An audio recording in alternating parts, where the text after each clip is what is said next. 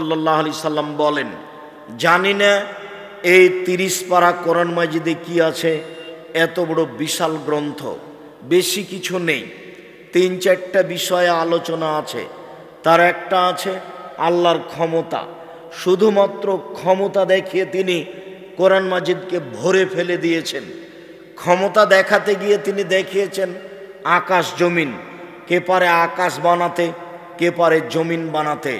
আমি একাই পারি, পৃথিবীর কেউ পারে না। ভাঙতেও পারে না, গড়তেও পারে না। পৃথিবীর জন্মলগ্নে আকাশ জমিন তৈরি করে ছেড়ে দিয়েছি, কিয়ামত পর্যন্ত ছেড়ে রাখলাম। পারলে কেউ ঠেকাবে? জিন ইনসান ফেরেশতা, জিন ইনসান ফেরেশতা। পৃথিবীর কোনো প্রাণী আকাশ জমিনের হাতে, আকাশ জমিনের গায়ে হাত লাগাতে পারবে না, এরকম কেউ বানাতে পারবে না। এটা তার একক ভিন্ন ধরনের ক্ষমতা। এইটা দিয়ে তিনি কোরআন মাজিদকে ভরে ফেলেছেন। ২ নম্বর দেখিয়েছেন চন্দ্র সূর্য কিভাবে আসে, কিভাবে যায়, কিভাবে বাড়ে, কিভাবে কমে। পৃথিবীর কোনো মানুষ, পৃথিবীর কোনো জিন, পৃথিবীর কোনো ফেরেশতা এর ১৯-২০ ঘটাতে পারবে না। এরকম ক্ষমতা মানুষজন ফেরেশতার হাতে নেই, তার একক ক্ষমতায় চলছে। দেখিয়েছে তিনি ক্ষমতা চন্দ্র সূর্যের। যেখানে সেখানে আলোচনা, কোরআনকে ভর্তি করেছেন আলোচনা দিয়ে। তিনি তার ক্ষমতা দেখাতে গিয়ে দেখিয়েছেন রাত দিন কিভাবে আসে, কিভাবে যায়, কিভাবে বাড়ে, কিভাবে কমে। পারে কেউ ঠেকাতে? পারে কি কেউ দিন কমাতে? পারে কি কেউ রাত কমাতে? দেখুক না, শতাব্দীর পর শতাব্দী, যুগের পর যুগ, কালের পর কাল মানুষের উপর দিয়ে পার হয়ে চলে যাচ্ছে। পারে না থেকেও রাতকে ঠেকাতে, পারে না থেকেও দিনকে ঠেকাতে। এরই নাম একক ক্ষমতা। এইটা তিনি দেখিয়েছেন কোরআন মাজিদে, পাতায় পাতায়, যেখানে সেখানে, বহু স্থানে।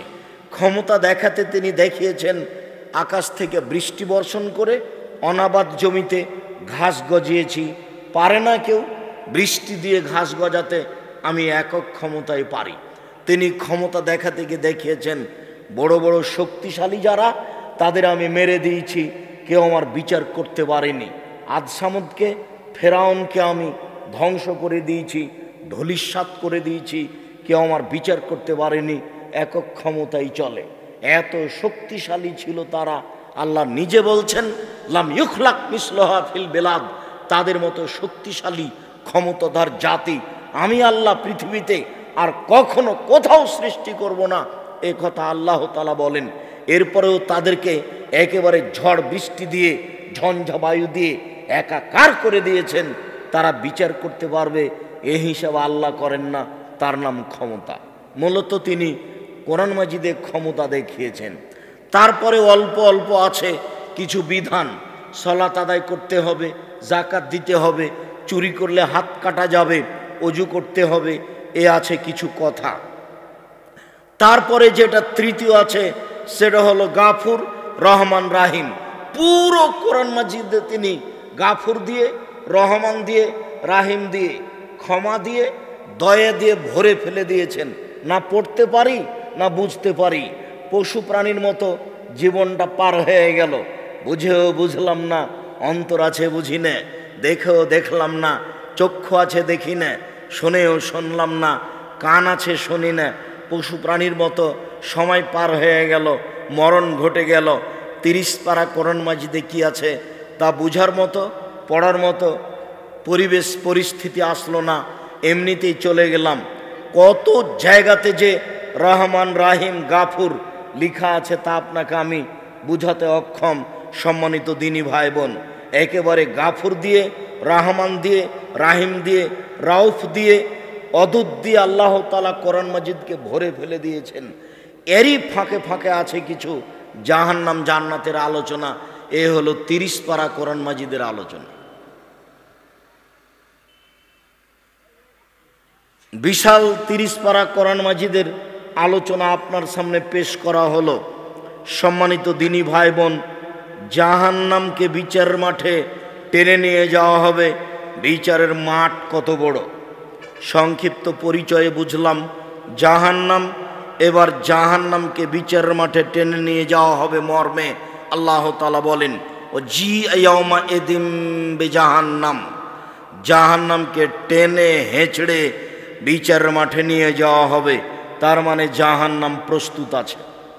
জি, জাহান্নামও প্রস্তুত আছে, জান্নাতও প্রস্তুত আছে। ওই যে বক্তাদের মুখে শুনেছেন কেসা কাহিনীর ফাঁকে জাহান্নামের আলোচনায় আল্লাহর নবী যখন জাহান্নামের দিকে লক্ষ্য করলেন, দেখলেন জাহান্নামের বেশিরভাগই মহিলা। জাহান্নাম পরিপূর্ণ আছে মহিলা দিয়ে। রাসূল সাল্লাল্লাহু আলাইহি সাল্লাম বলেন, সিনফান মিন আহলিন নার লা মারাহুমা, দুই শ্রেণীর মানুষ জাহান্নামে যাবে যাদের আমি দেখিনি। দুই শ্রেণীর মানুষ জাহান্নামে যাবে যাদের আমি দেখিনি। দুই শ্রেণীর মানুষ জাহান্নামে যাবে যাদের আমি দেখিনি। এক, কওমুন মাহুম সিয়াতুন, এক শ্রেণীর মানুষ তাদের হাতে থাকবে লাঠি, কাজনাবিল বাকারে, গাভীর লেজের মতো। হাতের লাঠির একদিক হবে মোটা আর একদিক হবে চিকন, এজরব বেহান নাস, তা দিয়ে তারা মানুষকে মারবে। এরা জাহান্নামে যাবে। যারা জনগণের মাঝে সীমা লঙ্ঘন করে, মারামারি করে, ঝগড়া বিবাদ ফাসাদ করে, একটুতে লাঠি নিয়ে দৌড়ায়, জালসাও করে, বক্তব্যও করে, আলেম ওলামাকে ডাকে, আবার মারামারির জন্য মাঠে নেমে যায়, যেটা আপনাদের চোখের সামনে ঘটছে। এরা জাহান্নামে যাবে। দুই, নিসাউন, মহিলা, কাসিয়াতুন, কাপড় পরে থাকে, আরিয়াতুন, উলঙ্গ, কাপড় পরেও পরে না তারা। রৌসহন্না কাসনেমাতিল বক্তিল মায়লা, তাদের মাথা হবে বক্র বদ উটের মতো, হেলে দুলে চলবে, মাথায় কাপড় দিবে না, বক্র বদ উটের মতো হেলে দুলে চলবে। এরা লায়াত খোলায় জান্না, এরা জান্নাতে প্রবেশ করবে না। অলায়াজেদনা রিহাহা, এরা জান্নাতের গন্ধ পাবে না। অয়না রিহা লা তৌজাদু মিন মাসিরাতে কাদা ওয়া কাদা, যে জান্নাতের গন্ধ অনেক দূর থেকে, 1 বছরের দূরত্ব পথ থেকে পাওয়া যায়, সে গন্ধ তারা পাবে না। এসব মহিলারা জাহান্নামে যাবে। জাহান্নামের বেশিরভাগ মানুষ হবে নারী। রাসূল সাল্লাল্লাহু আলাইহি সাল্লাম বলেন, 3 শ্রেণীর মানুষ জাহান্নামে যাবে। রাসূল সাল্লাল্লাহু আলাইহি সাল্লাম বলেন 3 শ্রেণীর মানুষ জাহান্নামে যাবে। এক, মদমিনুল খামর, নিয়মিত বিড়ি, তামাক, জর্দা, সিগারেট, গুল, নেশাদার দ্রব্য খায় পান করে যারা, তারা জাহান্নামে যাবে। 2, ওর রাজলাতু মিনান নিসায়ে, পুরুষের বেশধারী নারী যারা, যারা পুরুষের জুতা স্যান্ডেল পরে, যারা পুরুষের শার্ট প্যান্ট পরে, যারা পুরুষের সাথে সম্পর্ক বজায় রেখে চলে, এরা জাহান্নামে যাবে। 3, ও দায়ুস আল্লাযী ইকিররু ফি আহলি আল খাবাসা, ওইসব পিতা, ওইসব ভাই, ওইসব বাপ যারা বাড়িতে বেহায়াইয়ের সুযোগ দিয়েছে। নগ্ন পোশাকে মেয়ে স্কুল কলেজে পড়ে, বাপ চলে গেছে লন্ডন আমেরিকা চিল্লাই, আর মেয়ে ঢাকা বিশ্ববিদ্যালয়ে পড়ে নগ্ন অবস্থায়। বাপও জানে ভালো, বেটিও জানে ভালো, উভয়েরই জানা আছে। এদের জন্য জাহান্নাম অপেক্ষা করছে বলে মুহাম্মদ সাল্লাল্লাহু আলাইহি সাল্লাম বলেছেন, আমি অনুবাদক মাত্র। 1450 বছর পূর্বে মুহাম্মদ সাল্লাল্লাহু আলাইহি সাল্লাম এভাবেই বলেছেন, জাতির যদি রাস্তাঘাট করে দিতে না পারি, জাতির যদি স্কুল কলেজ করে দিতে না পারি, জাতিকে চূড়ান্ত সঠিক ধর্ম দিতে পারবো ইনশাআল্লাহ। ধর্মের ব্যাপারে জাতিকে ফাঁকি দিয়ে পরকাল হারাতে রাজি নই। জীবনেও কোনোদিন অপ্রয়োজনীয় বাক্য বলে ধর্মের নামে জাতিকে 1 মিনিটের জন্য ফাঁকি দিয়েছি, এরকম কোনো কথা, এরকম কোনো কর্ম আমার জানা নাই, আমার তা মনেও বলে না। আপনি আমার অনেক কাছের মানুষ, সম্মানিত দিনী ভাই বোন। আগামী জাহান্নামের আলোচনা শুনিয়ে পরকালমুখী করতে চেয়েছি। কথাকে উপেক্ষা করে কোনো লাভ নেই। আপনি আমার অনেক কাছের মানুষ, কথাকে উপেক্ষা করে কোনো লাভ নেই। মানুষের জীবনে সবচেয়ে জরুরি কাজ, পৃথিবীতে এর চেয়ে জরুরি কাজ মানুষের জীবনে নেই, সেটা হলো 5 ওয়াক্ত সালাত আদায় করা, নামাজ পড়া ঠিক ঠিক টাইমে। মানুষের জীবনে সবচেয়ে জরুরি কাজ হালাল রুজি খাওয়া। মানুষের জীবনে সবচেয়ে জরুরি কাজ কোরআন তেলাওয়াত করা। মানুষের জীবনের সবচেয়ে জরুরি কাজ, যেখানে দুইজন বসে আছে সেখানে না বসা। মনে থাকবে না? মানুষের জীবনে চারটে জরুরি কাজ অতীব জরুরি। যেখানে দুইজন বসে আছে সেখানে আপনি বসিয়েন না, ওখানে আড্ডা পিটিয়েন না। ওখানে কারো বদনাম হচ্ছে বা হবে, তখন আপনি সাথ দিবেন, তখন আর তাহাজ্জুদ হজ কিছুই কুলাবে না, সব নিয়ে জাহান্নামে চলে যেতে হবে। তখন হবে জাহান্নামে যাওয়া একেবারেই সহজ। 3 শ্রেণীর মানুষ জাহান্নামে যাবেই। তার এক শ্রেণীর মানুষ বিড়ি, তামাক, জর্দা, সিগারেট, গুল, নেশাদার দ্রব্য খায়, পান করে যারা। 2, যেসব নারী পুরুষের পোশাক পরে।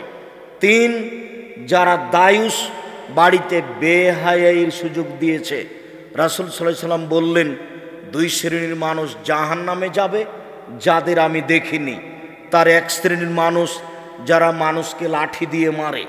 তার এক শ্রেণীর মানুষ মহিলা যারা নগ্ন পোশাকে রাস্তাঘাটে চলে। আমি জানি ময়মনসিংহের অবস্থাটা কিছু সাতক্ষীরার মতোই। যেভাবে বাড়িঘর তৈরি করে আপনি আপনার স্ত্রী জীবিকা নির্বাহ করছেন, এটা চলবে না। বহুদিন আগে বলেছি, বলতে গেলে প্রায় 20-25 বছর থেকে বলছি। আপনি বাড়িঘরের পরিবর্তন করেছেন কি না তা আমি জানি না। বাড়ির চতুর্দিক ঘেরতে হবে। আপনার স্ত্রী, আপনার মেয়ে ঘেরা জায়গায় থাকবে। সামনের দিক ঘেরেছেন, গোটা পিছন ফাঁকা আছে, আপনি আবার মসজিদের ইমাম। কিভাবে আপনি ইমাম হলেন আমি তা বুঝলাম না। এইভাবে জীবিকা নির্বাহ করা জায়েজ নয়। একই ময়মনসিংহ, অবাক হতে হয়, জামালপুরে আপনি যাবেন তখন তাদের জীবিকা নির্বাহ ভিন্ন। ময়মনসিংহে যখন ঢুকবেন তখন তাদের জীবিকা নির্বাহ ভিন্ন। জামালপুরে যান, ওদের আবার 2টা বাড়ি, একটা হলো ভিতর বাড়ি, একটা হলো বাহির বাড়ি। ভিতর বাড়িতে থাকে মহিলা, আর বাহির বাড়িতে থাকে কাজের মানুষ। মেহমান আসলে বাহির বাড়িতে থাকবে। ওই বৃহত্তর ময়মনসিংহের একটা অংশ ময়মনসিংহ। এদের আবার বাড়ি ঘরই নেই, এমনি ফাঁকা জায়গায় পশু প্রাণীর মতো বসবাস করছে। এর নাম যাযাবর। আপনাকে আমি যাযাবর বলিনি। যাযাবর চিনেন না? ওই যে গরুর গাড়ির ওপরে যে ছই ছিল টাপর, ওইরকমভাবে একটা ছই তুলে যেখানে সেখানে বসবাস করছে, এর নাম যাযাবর। ঘেরা লাগে না, এমনিতে আছে ফাঁকা জায়গায়। তা আপনার বাড়িটা তো চতুর্দিক ঘেরা নাই, যাযাবরের মতো মনে হচ্ছে। আপনাকে আমি কষ্ট দিতে চাইনি। আয় বাটা, বল হিসাব। তোমার বাপ একটা কাপুরুষ মানুষ, তোমার বাপ একটা ঘৃণিত মানুষ। তোমার বাপের লজ্জা থাকা উচিত, তোমার বাপের ইতস্তবোধ থাকা উচিত, তোমার বাপের মানুষত্ব থাকা উচিত। কি মনে করো তুমি? তোমার বাপ ভিক্ষা করে খেলেও বাড়িটা চতুর্দিক দিয়ে চটছাড়া দিয়ে ঘেরতে পারে। ফাজলিমে করে তোমার বাপ ধর্ম মানতে চাই, তাহাজ্জুদ দেখায় তোমার বাপ, এরকম তাহাজ্জুদের বিচারের মাঠে 5 পয়সা দাম নেই। গরিব মানুষ আমি, চটছাড়া দিয়ে চতুর্দিক ঘেরা রাখবো, তার নাম বাড়ি। ধনী মানুষ আমি, টিন দিয়ে চতুর্দিক ঘেরা রাখবো, তার নাম বাড়ি। ধনী মানুষ আমি, ইটের প্রাচীর দিয়ে চতুর্দিক ঘেরা রাখবো, তার নাম বাড়ি। গোটাটাই ফাঁকাই থাকলো, সেটা বাড়ি হলো কিভাবে? মানুষ রাস্তা দিয়ে হাঁটলে সবাইকে দেখতে পায়, তার নাম বাড়ি হলো কি করে? আপনার স্ত্রী ফাঁকা জায়গায় বসে রান্না বান্না করে, সেটা বাড়ি হলো কি করে? এটা বাড়ি হয় কিভাবে? সম্মানিত দিনী ভাই বোন, মহিলাদের বক্তব্য শোনাতে আসেনি, আপনাকেই শোনাতে এসেছি। ও তো হইচই করে এসেছে, হইচই করে চলে যাও। আব্দুর রাজাক সাহেব, আমরা মহিলা মানুষ আপনার বক্তব্য শুনতে এসেছি, আপনি আমাদেরকে নিন্দা করিয়েন না। হ্যাঁ, আমি আপনাদের নিন্দা করতে চাই না। তাহলে আপনাদের কাছে অনুরোধ থাকলো, 7 দিনের মধ্যে বাড়ি পরিবর্তন করতে হবে। সবটাতে আপনার রাগ অভিমান চলে, বাড়িটা একটু ঠিক করার জন্য রাগ অভিমান চলে না? রাগ অভিমান থাকা উচিত। এইভাবে জীবিকা নির্বাহ কিভাবে করছেন আমি নিজেও বুঝি না। আপনার বাড়িতে যদি আমি কোনোদিন চলে আসি, তাহলে আপনার বাড়িটাকে আমি ভাবো ট্রেন স্টেশন। ট্রেন স্টেশনে আমরা সপরিবারে যেভাবে থাকবো, আপনার বাড়িতে আসলে আমরা সেভাবে থাকবো। কেননা আপনার বাড়ি ঘেরা নেই, আমরা স্বাভাবিকভাবে থাকতে পারবো না। সম্মানিত দিনী ভাই বোন, মুসলমান হিসাবে বসবাস করি, আবার আহলে হাদিস হিসাবে দলমত ত্যাগ করে কোরআন এবং সহিহ হাদিস অনুযায়ী চলার চেষ্টা করি। জীবনে সবচেয়ে জরুরি কাজ 5 ওয়াক্ত সালাত আদায় করি। জীবনে সবচেয়ে জরুরি কাজ হালাল রুজি চেষ্টা করি জীবন বাজি রেখে। জীবনে সবচেয়ে জরুরি কাজ কোরআন মাজিদ তেলাওয়াত করি, অন্তত সূরা ইখলাস 3 বার। নিজেকে বলি যে আমি কোরআন মাজিদ পড়ি। মানুষের জীবনে সবচেয়ে জরুরি কাজ, যেখানে 2 জন বসে আছে সেখানে না বসা। জাহান্নাম থেকে বাঁচার চেষ্টা করুন। জাহান্নাম থেকে বাঁচার চেষ্টার জরুরি চেষ্টা হলো 2 জন যেখানে বসে আছে সেখানে না বসা। দোকানে বসে আড্ডা পিটে চা পান করে মানুষের বদনাম করে জান্নাত কেনার চেষ্টা করবেন না। কই, আমরা তো কোনোদিন দোকানে বসি না, তারপরেও তো বেঁচে আছি তো, চলছে তো, পৃথিবী তো আছি। বন্ধ তো হয়ে যায়নি, ঠেকে তো আর যায়নি। তা আপনি কেন বুঝলেন যে আমার ঠেকে যাবে? সম্মানিত দিনী ভাই বোন, আনাস রাদিয়াল্লাহু তাআলা আনহু বলেন, আব্দুল্লাহ ইবনে মাসউদ রাদিয়াল্লাহু তাআলা আনহু বলেন, বিচার মাঠে জাহান্নামকে টেনে হেঁচড়ে নিয়ে যাওয়া হবে। আল্লাহ সাবুন আলফা জেমাম, জাহান্নামের গায়ে 70,000 লোহার রশি লাগানো থাকবে। মা কুল্লি জেমামিন সাবুন আলফ, প্রত্যেক রশির সাথে থাকবে 70,000 ফেরেশতা। একজন ফেরেশতার এত ক্ষমতা, এই বিশাল পৃথিবীতে এভাবে হাত ঢুকিয়ে গোটা পৃথিবীটা একজন ফেরেশতা উল্টে দিতে পারে। এত ক্ষমতার অধিকারী ফেরেশতা, এক একটা রশিতে 70 জন থাকবেন। আপনি মনে করলেন মালাকুল মউত একজন, আব্দুর রাজাক সাহেব, মালাকুল মউত জান কবজ করার জন্য মানুষের মাথার পাশে বসে। তা আমাদের বাড়িতে এসেছেন, তাহলে আর এক বাড়িতে লোক এই সময়ে মারা যাচ্ছে কিভাবে? 1 মিনিটের মধ্যে সারা পৃথিবীতে এত মানুষকে তিনি মারেন কিভাবে? মালাকুল মউত একজন ফেরেশতা, যাকে আপনারা বলছেন আজরাইল। আজরাইল নামটা ভালো হয়নি, এটা ফার্সি নাম, এটা গালির মধ্যে চলে গেছে। এই ফেরেশতার নাম মালাকুল মউত, ওটা আল্লাহর নবী দিয়েছেন। মনে রাখবেন, এরই নাম ক্ষমতা। আল্লাহ যদি মালাকুল মউতকে বলেন যে মালাকুল মউত, চোখটা খুলে বন্ধ করতে যত সময় লাগছে এই সময়ের মধ্যে সারা পৃথিবীর মানুষকে মারতে হবে, মালাকুল মউত সারা পৃথিবীর মানুষের মাথার পাশে বসে মানুষের আত্মা বের করবেন এই চোখের পলকের মধ্যে। তার নাম ক্ষমতা। আপনি তার কাজকে নিজের মতো বুঝলে হবে না, আল্লাহর কাজকে আল্লাহর ক্ষমতার মতো বুঝতে হবে, তাহলে এটা সহজ হবে। প্রত্যেকটা রশির সাথে থাকবেন 70,000 ফেরেশতা। টেনে হেঁচড়ে বিচারের মাঠে জাহান্নামকে নিয়ে যাওয়া হবে। অবাক কথা যে জাহান্নাম কথা বলতে পারে। তাহাজ্জাতিন নার ওয়াল জান্নাহ, বিচারের মাঠে জাহান্নাম ও জান্নাত আল্লাহর সাথে হইচই লাগিয়ে দিবে। ফাকালাতিন নার, জাহান্নাম বলবে, লেমা উসিরতু বিল মুতাজাব্বিরিন আল মুতাকাব্বিরিন, আমার ভিতরে স্বৈরাচারী, স্বেচ্ছাচারী, অহংকারী, বদমেজাজি কেন? এটাই হলো তার আল্লাহর সাথে তর্ক। আল্লাহ, আমার ভিতরে স্বৈরাচারী, স্বেচ্ছাচারী, অহংকারী, বদমেজাজি কেন?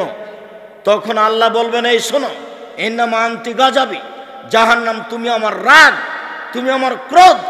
যারা জীবনে স্বৈরাচারী হয়ে চলেছে, যারা মানুষের প্রতি জুলুম করেছে, ক্ষমতা দেখে মানুষকে জেলে দিয়েছে, ক্ষমতা দেখে মানুষের জমি দখল করেছে, ক্ষমতা দেখে মানুষকে অপমান করেছে, ক্ষমতা দেখে মানুষকে বাড়ি থেকে বের করে দিয়েছে, আমি এরকম স্বৈরাচারী, স্বেচ্ছাচারী, বদমেজাজি, অহংকারীকে শাস্তি দেওয়ার জন্য তোমাকে প্রস্তুত করেছি। জাহান্নাম তুমি মনে রেখো, ইন্নামা আনতি গাজাবি, তুমি হচ্ছে আমার রাগ, তুমি আমার ক্রোধ। যার উপর আমার রাগ আছে, ওয়ার দেব বেকমানা সবেনে বাদী, তাকে আমি তোমাকে দিয়ে শাস্তি দেব, এই জন্য তোমাকে আমি সৃষ্টি করেছি। জাহান্নাম তুমি মনে রেখো, স্বৈরাচারী, স্বেচ্ছাচারী, বদমেজাজি মানুষ, ক্ষমতা দেখে জুলুম করে পৃথিবীতে বেঁচে থেকেছে, ওর জন্য আমি তোমাকে প্রতীক্ষমান রেখেছি। জোর করে 1 মিনিট বেঁচে থাকার কোনো প্রয়োজন নেই। জুলুমবাজি করে 1 মিনিট বেঁচে থাকার প্রয়োজন নেই। আর একজনকে অপমান করে অপদস্থ করে পৃথিবীতে বেঁচে থাকার কোনো প্রয়োজন নাই। অল্প সময়, একেবারে অল্প সময়।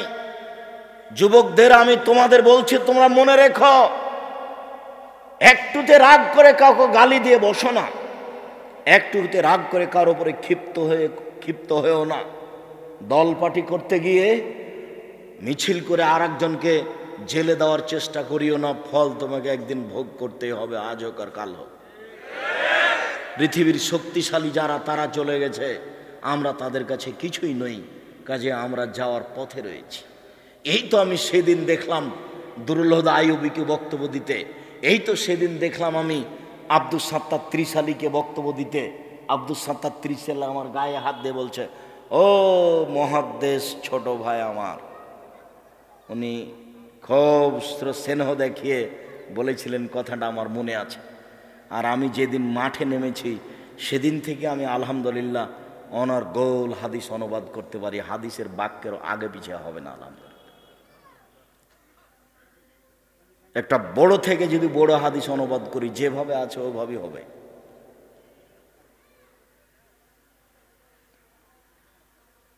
আমি দেখলাম এই তো আবু তাহের বর্ধমানীকে বক্তব্য দিতে, আমি দেখলাম আব্দুর রব খুলনাকে বক্তব্য দিতে, তারা চলে গেছে। আপনার আত্মীয় স্বজন চলে গেছেন। অল্প সময় নিয়ে এত ক্ষমতা দেখিয়ে মানুষের প্রতি জুলুম নির্যাতন করে সময় কাটাতে হবে না। জাহান্নামকে এরকম মানুষের জন্য প্রস্তুত করা হয়েছে। জাহান্নাম কথা বলতে পারে, তর্ক লাগিয়ে দিচ্ছে। ফাস্তাকাতিন নারা ইলা রাব্বিহা, আবু হুরায়রা রাদিয়াল্লাহু তাআলা আনহু বলেন, রাসূল সাল্লাল্লাহু আলাইহি সাল্লাম বলেন, একদা জাহান্নাম তার প্রতিপালকের কাছে অভিযোগ করলো, বলল, রব্বি ইয়াকুল বাজি বাজান, আমার কিছু অংশকে ধরে খায়। প্রতিপালক, আমার অভিযোগ আপনি শুনুন, আমার ভিতরে যেই আগুনের ক্ষমতা আছে, শাস্তি আছে, এটাকে হালকা করা হোক, লাঘব করা হোক, আপনি আমার অভিযোগ শুনুন। আল্লাহ বললেন, আচ্ছা ঠিক আছে, জাহান্নাম ফাওজানা বিনাফসাইনে ফাওজানা লাহা বিনাফসাইনে, জাহান্নাম আর আমি তোমার অভিযোগ শুনে নিলাম, তোমাকে আমি শ্বাসের সুযোগ দিলাম। 2টা শ্বাস ছাড়ো, একবার ঠান্ডা এলাকা থেকে শ্বাস ছাড়ো, একবার গরম এলাকা থেকে শ্বাস ছাড়ো। গরম এলাকা থেকে শ্বাস ছাড়লে পৃথিবী 6 মাস গরম থাকবে, ঠান্ডা এলাকা থেকে শ্বাস ছাড়লে পৃথিবী 6 মাস গরম থাকবে। তোমার ভিতরটা একটু হালকা হবে। জাহান্নাম তোমার অভিযোগ মেনে নিলাম। শোনো, একবার শ্বাস ছাড়ো আর একবার শ্বাস গ্রহণ করো। ছাড়লে পৃথিবী 6 মাস গরম থাকবে, আর নিলে পৃথিবী 6 মাস ঠান্ডা থাকবে। জাহান্নাম, আমি তোমার অভিযোগ শুনে নিলাম, ঠিক আছে, আমি একটু হালকা করে দিলাম। জাহান্নাম কথা বলতে পারে। আবু সাঈদ খুদরি রাদিয়াল্লাহু তাআলা আনহু বলেন, লা ইয়াজালু জাহান্নামু ইউলকা, জাহান্নামে মানুষকে বিচারের মাঠে নিক্ষেপ করা হবে। অতাকুল হাল বিন মাজিদ, আর জাহান্নাম বলতে থাকবে, আর কি কিছু আছে? জাহান্নাম বলতে থাকবে, আর কি কিছু আছে? জাহান্নাম বলতে থাকবে, আর কি কিছু আছে? শেষ পর্যন্ত ফাওয়াজা কাদামাহু ইয়াজাউকা রাব্বুল ইজ্জাত কাদামাহু ফিহা, মহান আল্লাহ নিচে তার জাহান্নামের ভিতরে পাটা ঢুকিয়ে দিয়ে বলবেন, যখন পাটা ঢুকিয়ে দিবেন তখন জাহান্নাম বলবে, কাত কাত কাত, যথেষ্ট যথেষ্ট যথেষ্ট। ইয়ানজাবি বাজিলা বাজিন, জাহান্নামের কিছু অংশের ভিতরে ঢুকে যাবে এবং এই কাত কাত বলে চিৎকার করবে। জাহান্নাম কথা বলতে পারে। একই হাদিসে 2টা আলোচনা। ওইদিকে জাহান্নাম বলছে, আর কি কিছু আছে? এদিকে জাহান্নাম বলছে, যথেষ্ট যথেষ্ট, আর লাগবে না। একই হাদিসে 2 আলোচনা, বোঝা যাচ্ছে জাহান্নাম কথা বলতে পারে। সম্মানিত দিনী ভাই বোন, জাহান্নামের খড়ি হবে মানুষ ও পাথর, জাহান্নামে কয়লা থাকবে না। আল্লাহ তাআলা বলেন, ওয়াকুদুহা নাস ওয়াল হিজারা, জাহান্নামের খড়ি হচ্ছে মানুষ ও পাথর। আপনি বলতে পারেন আব্দুর রাজ্জাক সাহেব, মানুষ না হয় পাপ করেছে জাহান্নামে যাবে, পাথর কি করলো? ওই সব পাথর জাহান্নামে দেওয়া হবে যেসব পাথর দিলে জাহান্নামের আগুন ক্ষিপ্ত হয়ে উঠবে, এইটা একটা। আর আরেকটার অর্থ হতে পারে পাথর দিয়ে মাটি দিয়ে যত মূর্তি তৈরি করা হচ্ছে পৃথিবীতে, সব মূর্তিগুলোকে জাহান্নামে দেওয়া হবে জাহান্নামের আগুনকে ক্ষিপ্ত করার জন্য। আল্লাহ তাআলা বলেন জাহান্নামের খড়ি হলো মানুষ ও পাথর। জাহান্নামীদেরকে বেঁধে জাহান্নামে নিয়ে যাওয়া হবে। এমনি কোনো মানুষকে জাহান্নামে সহজে নিয়ে যাওয়া হবে না। আল্লাহ তাআলা বলেন খুজুহু ফাগুল্লুহু সুমাল জাহিমা সাল্লুহু, এদের ধরো, এদের শিকলবন্দি করো, এদেরকে টেনে হেঁচড়ে জাহান্নামের মাঝামাঝিতে নিক্ষেপ করো। নিয়ে যাওয়ার সময়তে ফেরেশতারা আরো কঠোরতা দেখাবেন, ধাক্কা দিয়ে পিছন দিক থেকে ধাক্কা দিয়ে মুখের ভরে তাকে ফেলে দিবেন, দিয়ে তাকে টেনে হেঁচড়ে জাহান্নামে নিয়ে যাবেন। কোনো মানুষ বিচারের মাঠ থেকে পালিয়ে যেতে পারবে না। এরপরেও পিছন দিকে হাত বাঁধা থাকবে কেন? এমন কোনো ক্ষমতা নেই কারো বিচারের মাঠে মুখ খুলতে পারে।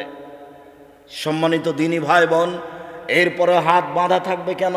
হাত বাঁধা থাকবে তাকে অপমান করার জন্য। রংপুর গাইবান্ধা পলাশবাড়ির মুজিবুর বিএসসি বলেছিলেন, আমি এমনিতেই জেলে যাব, আমার হাতে হাত কড়া দেওয়া হয় না যেন। জাতি দেখবে মুজিবুর বিএসসির হাতে হাত কড়া দিয়ে নিয়ে যাওয়া হচ্ছে জেলে। এইটা তার জন্য অপমানজনক ছিল, তাই সেটা সে না করছিল। সম্মানিত দিনী ভাই বোন, পৃথিবীর কোনো স্বৈরাচারী, স্বেচ্ছাচারী, অহংকারী, বদমেজাজি জাহান্নামী এমনিতে জাহান্নামে যেতে পাবে না। পিছন দিকে হাত বেঁধে দিয়ে, পিটিয়ে, ধাক্কা দিয়ে, ফেলে দিয়ে, টেনে হেঁচড়ে তাকে জাহান্নামে নিয়ে যাওয়া হবে। এটা অপমান অবস্থায়, এমনি তো জাহান্নাম সামনে আছে।